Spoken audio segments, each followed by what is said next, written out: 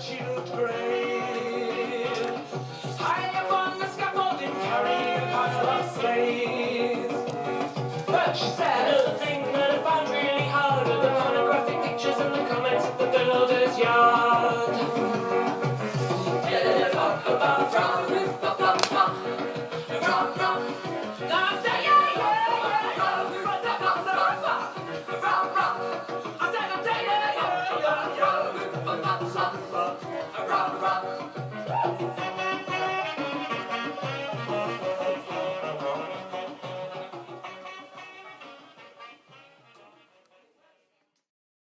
We were, and perhaps still are, the fabulous Dirt Sisters.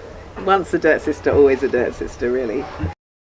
I'm Deb, infamous Deb Dirt. And I'm Dory, also known as Karanavacha, which is my Buddhist name. And I'm Jane. And I'm Kath, or Kathy. You didn't say Patella.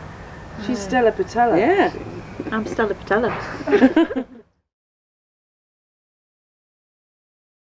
We met each other, Yeah, didn't we? we did meet each other. Fell in love. Yeah, we fell in love, and she just bought a saxophone and My had a first blue Dolce. streak in her hair, which was very fetching. And in those days, I just left uni. I just wanted to do something free and beautiful, and I had a doll check that was the same price as this saxophone in the shop. Wow. I bought a saxophone. Yeah, and I can't remember quite what we did, but we just had this thing about wanting to do music and stuff with women. You wanted to play music in the streets wearing a hat with birds on it. That was one thing I wanted. I made her a hat with birds on it. Karanavacha, Dory. Can we call you Dory? Because Yeah. She was Dory then. Was working in a Whole Food shop, and I'd gone in to see her, and Stella was in the Whole Food shop, wearing really bright, stripy yellow and black trousers, I remember them. and holding a violin case. Violin over my shoulder. And so I went up to her and said, "Hello, do you want to be in my band?" Or a band, I don't know if I said my. Do you want to play in a women's A band? women's I band. was like, oh, yeah. The same Whole Food shop. The same Deb Dirt. Deb Dirt comes in and says, "Do you want to play bass in my band?" Our band, I'm sure I said Our our band. It was a A place. band. A band. Yeah. And you said I don't play bass. I said I don't even play guitar, let alone bass. And you said, "Oh no, but it's got 4 strings, so yeah." It's the same. Should be easy. Yeah, Did I say the same to you? they're just a bit lower. When did you Stop. So 81, 82, 84? 85, I think. 86? 84. 86. 84 maybe, Yeah. yeah. And then it ended in 89. End, the 88. very end of '88, sort of Yeah. December. December. And you did 88. do the same with me. I was sitting, I would come up to Nottingham for a building contract. Because we were I was- both builders, weren't Yeah. And so I was sitting in, having a tea break, feeling tired. And this complete stranger comes in and says, "Can you play the double bass?" Or something. "Can you play bass?" I nearly fell off my chair. How could you play bass? Had somebody And I said said, Somebody must have told us. "Oh, yeah, a bit at school I did, you know." And he said, "Do you want to come round and see if you want to be in this band?" "Oh, all right, okay." But something about it being a co-op, you know, a collective where we had a meeting every week, we practiced 3 days. It was very And we were intense. so wasn't it? committed to it, We weren't were warming every Yes, weekend, so intense. travelling. Yeah. I mean, it was even though we earned almost nothing apart from busking. And it felt like, to me, it felt like a tribe. That I we was were gonna this say that. chosen kind of special group of people, the chosen family, tribe, Yeah. going out there doing Yeah. this really creative stuff. Yeah. Da da da ba ba ba ra roo fa fa fa ra ra. There was a whole thing about women in the manual trades, and there was Deb being a roofer, which was pretty extraordinary. She was up there on the roofs doing her thing. It was really, it's quite bizarre to remember it. So it was really a sort of celebration of that. You know, it was very much within the kind of thing that was happening in the women's movement at that time, when there was quite a move. Jane was a joiner, and they were learning to mend cars and things. Well, so it was all part of that thing, like, you know, We can do it for ourselves. we can do it for ourselves, thank you very much. Angie Babes in Malibu, that was written... From you working in the refuge? Yeah, I was wasn't working in the Women's Refuge. I was working for Women's Aid at the time, and it was kind of based around talking to some of the women who were in the refuge. Some women who'd worked as strippers and prostitutes, So there were two particular women, that wasn't their names, that it was kind of loosely written about. Well, and just my distress about the kind of lives that those women had really. You know, and that mostly what they were doing was just trying to earn enough money to look after their children, you know, and they were seen, you know, their whole external thing was being these dead sexy women taking their clothes off and being prostitutes and all that, and actually they were somebody's mum, you know, and that they had pretty abusive lives themselves. What's the line at the end? There may be better things to do. How does it go? But the first thing is just to make it through, you know, and that was it. It was like survival stuff that these women were, and yet there they are as sort of titillation or whatever. And that, you know, you can make moral judgments about all those things, but actually those women were just trying to survive. I think one of the things I really liked about it though was that it wasn't about this is, you know, it was very angry. There was a lot of anger in it, but it was very strong as well. It wasn't poor women having this terrible time. They were great. And then, you know, and the end of the song Was is that so kind of- positive, isn't it? Yeah. It's such an How does upbeat. it Let's go? hear it for Angie Babes and Malibu. Yeah. And then there's And it's how like did a it go? festival tune, isn't it? Yeah, How did yeah, it go, yeah. that line? Major key, doesn't it? Have you ever been On the motorway, daylight headlights coming the other way. Heavy lorries, grey and green, rumbling through like something from my bad dream. Oh, where are you going? What is your load?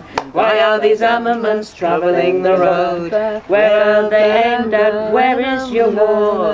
Tell me, who is this for? Is that the right tune? What's the army is always on the move? Yeah. What's Those again? The roads were full of great big green and grey lorries driving everywhere. And what war was going on then? Gulf? Well, it's just Well, army. The army it was moves the around. You bloody have army. no. About It the is that thing. convoy, It's like yeah. you've got no idea what the hell is going on. You When know, they- there's all this money. There's all these people involved in the military, and they move around, and you feel like there's this other whole thing going on Yeah. that you know nothing about, apart from the fact you're paying for it. I remember there was some difficulties around street song. Do you remember that? Because when we used to when we used to sing that to mixed audiences, and people, well, you know, it's that thing that it's a song really about what it feels like being a woman walking on the streets in the dark, and that you don't know who the guy behind you is. But men could very easily hear that as all men are rapists, you know, and we did get some flack for that, and it wasn't that. It was saying you walk around as if, because you don't know, you know, and there was sort of a bit about pornography and stuff in it. I mean, it was a very... Just acknowledging how you have to be on guard. And then we had those theatrical things which we never recorded, like Triangle Song, which was about non-monogamy, and we used to do it. We made a pyramid when we sang. It was this sort of a cappella song about all the complexities of trying to have non-monogamous relationships, which was, of course, what people were doing at that time.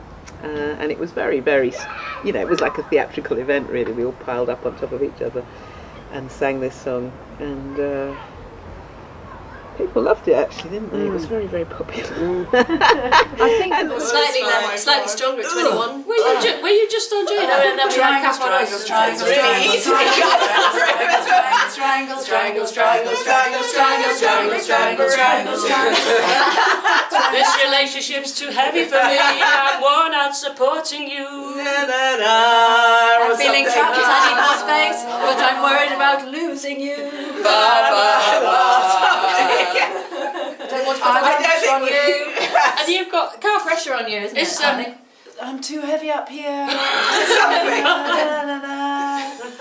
I don't remember what happened. Whoever's on my right shoulder blade, that's better. Triangles, triangles, triangles, triangles, triangles, triangles, triangles, triangles, triangles. That was it, sums up harmony, wasn't There was a harmony. Okay, enough.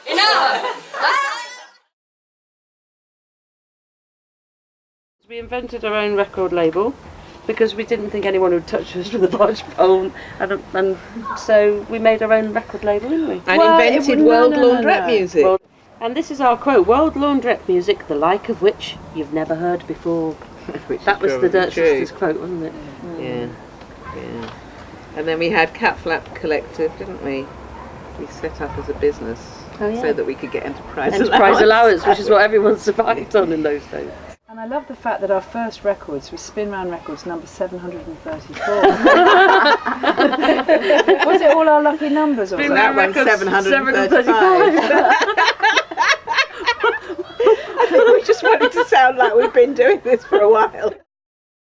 That was kind of the thing in the 80s, you know, is if you were doing unusual music and you were an independent group, then the most sensible thing to do was just set up your own record label and press a few Island hundred Record records. showed an interest, but it never happened, did it? But you don't want to be part of a big label, you know. Well, we had a big thing about accessibility, as I recall, which is quite wacky because we were quite peculiar as well. But we had a big thing about accessibility and something about hating that distance between, you know, the performer and just life and people. So, and it was part also of this idea, you know, come on, do it. Don't just be a consumer, you know, be part of it, engage, you know.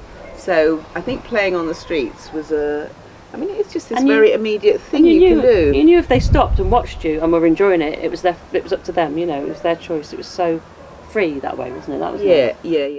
A lot of people got it. Do you remember we used to get quite a lot of older women, you know, elderly women who would just absolutely love us. They'd sort of start dancing or something, and it would be like somehow they got it. They got it was our madness. Extraordinary. Well, and they got something about, you know, women being out there doing it. I think it's so. Sometimes it felt like we were sort of doing it for other people. Do you know what I mean? We were expressing something that maybe other people's lives were more And we were constrained. We were good on the streets, you know, especially when we were travelling around and doing quite a few, playing a lot, like twice a day for an hour a day.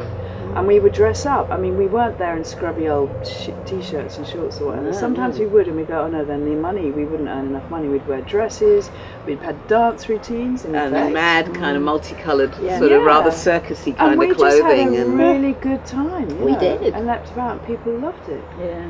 And if you think that there was all that stuff about, you know, that men own the streets, you know, and the difficulties, it was like we really did. It was felt like we reclaimed the streets in a certain way in doing it, I think, didn't we? Yeah. And even the thing about the clothes, kind of like they weren't the kind of clothes that they were like fashion clothes. They were clothes that, you know, some people might choose to kind of ridicule in another situation, but because we were forced to be reckoned with, we could, you know, feel strong to wear. Quite loopy stuff, didn't we? You have to be quite brave. You have to be brave to do it, don't you? Yes. Yeah. And you have to sort of, and read the crowd, don't you, as well? Because we changed the tunes a bit, didn't we? If it's like, that's It's not going very it's well. a completely other thing, actually, isn't it? It's a completely other profession. But I it mean, was nice for that you get the direct response, don't you? Yeah, You I can love tell whether people like it or not. Whereas in the gig situations, like, oh, they're a bit quiet, they're not that. I think it was a real privilege, actually, for us as a group of women to have that facility within our music to be able to go and play on the street as well, because we could give to another kind of crowd. I mean, personally, I think listening as well now back to the music that we played then and remembering about the fact that we often played to very selected audiences. You know, sometimes they were women only events, sometimes they were art centres, sometimes they were benefits for, I don't know, Nicaraguan building projects or miners or something like this. And so there'd only be a certain kind of person that would come. Whereas when you're on the street, anyone's going to hear it. So to actually be able to do that as well was fantastic. Outside we didn't really do songs because it's quite you can't really sing over this particular combination of instruments without amplification, and we didn't use. Well, you had a little battery amp for your fiddle. Was that was all we used, wasn't it? But apart from that, so we didn't do songs outside. We did instrumental numbers, and the thing about outside is it has to be pretty perky, you know, because you've just got passing trade, so you want to grab them, you know, so it has to be kind of lively and energetic. And I think a lot of stuff, we did quite a lot of things that were influenced by sort of Yiddish and Eastern European music, particularly outside. And African, and ska. All right, we did everything as usual. And I think the the words came in between, didn't they? More, it's like there'd be kind of shouted stuff to get people listening about who we were and what we were about and what we believed. Yeah. And then just music, instruments. Yeah. And then indoor, well, we had much more of a repertoire of songs, more of which is what's on the album, really. Because then that was possible. And we bought a PA, didn't we? People would put gigs on who weren't necessarily hadn't got any experience of putting gigs on, and so rather than expecting them to work out how to get a PA, then we kind of would turn up and we could do the evening. We'd got what we needed to do the evening. We would get more bookings because we'd say, "Oh, we'll provide the PA." And back in the day, people didn't necessarily lay their hands on PA equipment very easily. Yeah, it wasn't like now. There's so much more available now. And then because it we wasn't were so easy to get. Because we were such a difficult band to mix because it was acoustic instruments. Yeah. We trained up our own sound people. Quite often it was women-only things, and if we turned up to some venue and some bloke didn't know how to mix this, it would have been, or a woman, it would have been very, very hard. Well, that's it. Probably get some it of the right. venues wouldn't have wanted a man to come in anyway, would they? We had this kind of idea. We loved the fact that we had this ambulance, and we called Nina, who was yellow, and we drove around in Nina with the gear, with ourselves, and we'd arrive and we'd have everything, and it was almost like Well, and the we washing could- line. It was a if we circus. could have done, we would have had an inflatable venue. We always said we wanted an Yeah. inflatable We venue. just wanted to be all of it. We wanted, and we had the washing line, so we had our ambience because we used to have this backdrop. Yeah. Well, it's sort of on the cover of Flapping Out, really, but we had this backdrop which was just a piece of washing line, and then we hung all this washing on, which spelled out the Fabulous Dirt Sisters. And it was really good because it meant that we'd had our own kind of set. So we were building up, and at this time we were touring all over England all the time, and Wales and Scotland. Yeah, I mean, Always in the Southwest, van. Somerset. Yeah. Yeah, We I did mean- a little tour of Somerset of the southwest, didn't we? Bradford. We were always playing Bradford, Wakefield. And we would always look forward to the curry in that in restaurant. that nice restaurant. Yeah, I mean, there was a whole thing that doesn't exist anymore, which was art centres, of which there are very few now, and they're much, and benefits, but lots of women's gigs. There were just lots of women's gigs And there was going money. on. There was money. And there compared was to money. now. Yeah, we'd get paid. We drove to the ferry, we got on the ferry, we got off the other side, and Dorrie, you said, how much money do we have? Or we have this much money. How much money does everybody have? And we had kind of, £5, 20 quid, whatever. And we had £100 of travellers' checks in the glove compartment. And that was going to be our emergency stash. fund, And you said, right, now we've got to play, then we can buy some food and have some lunch. So we got out and we played. We drove to Luxembourg. And played. We got so good at the central village, going through, finding I the stuff. loved it. I loved it so much. That just really get on the road, efficient. busk, get the money, get some petrol, get some Go and food, play move on. I remember busking in Zurich, where it's illegal. And we got On the arrested. main street, The outside the Bahnhofstrasse. biggest Yeah, shopping centre, most getting an poshest incredible shopping- crowd because Yeah. it's not allowed.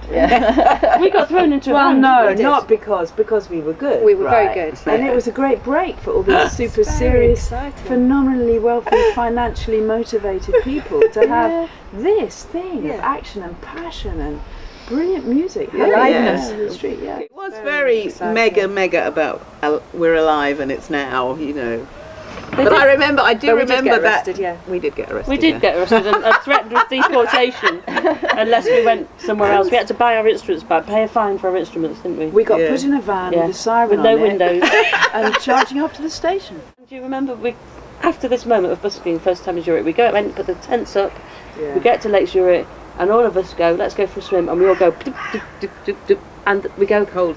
5 strong swimmers. We're 5 strong swimmers. Yeah. We Didn't know swam that. across the lake. We swam across the lake and it was really cold, I think, if I remember. And that's where the record name And then came from. I think we must have said, oh, that'd be a good record title or something, 5 Strong Swimmers. I think about sitting around the fire singing, that, and singing as as a way of entertaining ourselves. People would make up silly songs for entertainment, and people would sing while blockading the road in order to Blockading, keep spirit up, because you see the police cordon come towards you, and Yeah, The horses running towards you. And that was really scary, wasn't it? it was really scary. And Yeah. singing was incredibly powerful as a way of keeping that up. It was also a way of challenging. You'd be on the other side of the fence and you'd maybe be singing songs to the soldiers or whoever on the other side, and it was a way of tweaking their conscience. There was so important, and at the It was time you very did feel that empowering. the Americans were going to get us blown up with their cruise missiles. You did feel that every day in the Cold War Yeah. that something awful was about to happen, didn't you? Yeah. You really did feel it. And I mean, so going to Greenham and going down on the motorway, and then you see another coach, another coach, another coach, and all these for women. the big actions. Yeah, Yeah. and that was amazing. And it was the first time, wasn't it, that women had spoken out in that way as women, probably Yeah. since the suffragettes, you know, and Yeah. suddenly it was like women's voices against militarism. And it wasn't just, you know, there was a lot of sort of publicity about sort of lesbians and people, you know, in woolly hats and all sorts, but it involved such a cross-section of women, and that's what people often forget. You know, they talk about Greenham women and there's this sort of stereotype. Separatist lesbian. But all kind of- sorts of people, and it was this amazing alliance between, you know, all sorts of different women. You know, it wasn't necessarily women who were that alternative or anything. Women for For peace. peace, stand up together. Women all over the world, stand up and say no. No! Women for peace. Dun, dun, dun. It was a little bit of a simplistic anthem, but you need some numbers like that occasionally. I mean, the women's movement was, stating the obvious, was about against oppression and the shutting down of people's potential and aliveness and all of that. So, and there was just that amazing buzz of women suddenly kind of finding their voices, finding their feet, you know, and it was like, you know, the cork being taken out of, you know, it was very fizzy, you know, and very exciting, and we were kind of part of that and riding on that.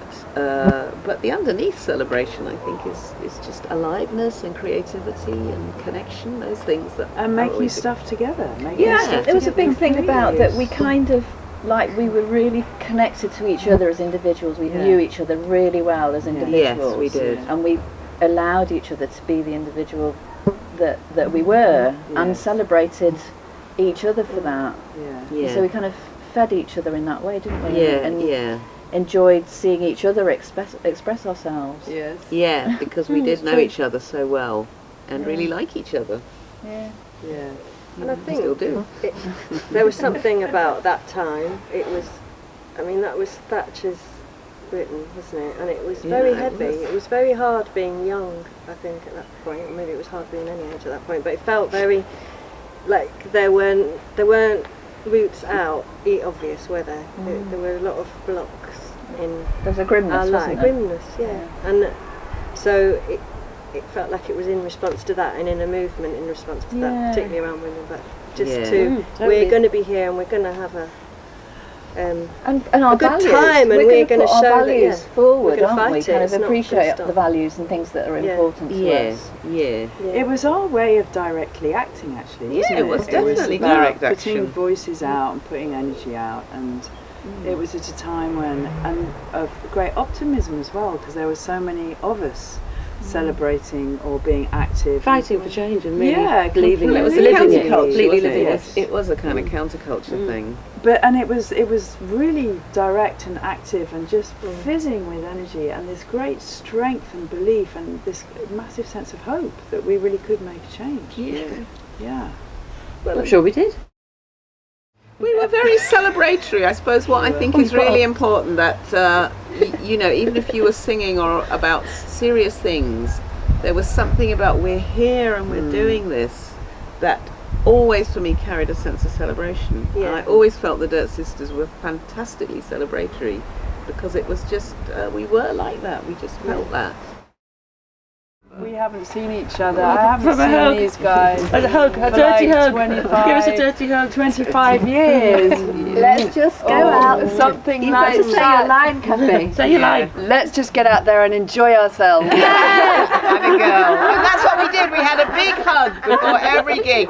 We would have a big hug and she would say that. And we'd go, yeah! And enjoy ourselves. And we did enjoy ourselves massively. We enjoyed ourselves.